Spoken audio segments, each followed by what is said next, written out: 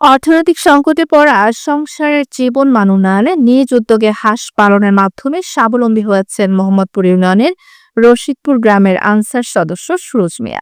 শুরুতে 10,000 টাকা বিনিয়োগে স্ত্রী 300 অস্ট্রেলিয়ান জাতের হাঁসের বাচ্চা নিয়ে খামার শুরু করেন।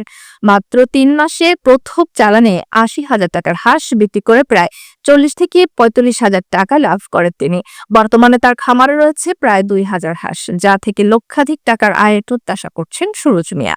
খামারে খরচ কমানোর জন্য তিনি হাঁসগুলোকে বাড়ির পাশের ফাঁকা মাঠে ছেড়ে প্রাকৃতিক খাবার খাওয়ান। তবে জ্বর, সর্দি ও হাঁপানি রোগে হাঁস মারা যাওয়ার ঝুঁকি থাকায় চিকিৎসায় অতিরিক্ত খরচ হয়। তিনি ভবিষ্যতে বড় খামার ও হ্যাচারি স্থাপনের পরিকল্পনা করছেন। তার সাফল্য দেখে গ্রামের অন্য যুবক জাকারিয়া 500 হাঁস পালনে উদ্যোগী হয়েছেন। চাকরির ফাঁকাফাঁকি ইনশাল্লাহ হাঁসে পরিচর্যা করি দীর্ঘ 5 বছর ধরে। মোটামুটি হাঁসে পরিচর্যা করে আমি স্বাবলম্বী হয়েছি।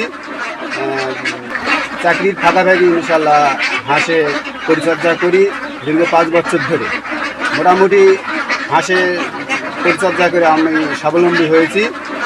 এর ভিতর আমি অনেক টাকা ইনশাল্লাহ।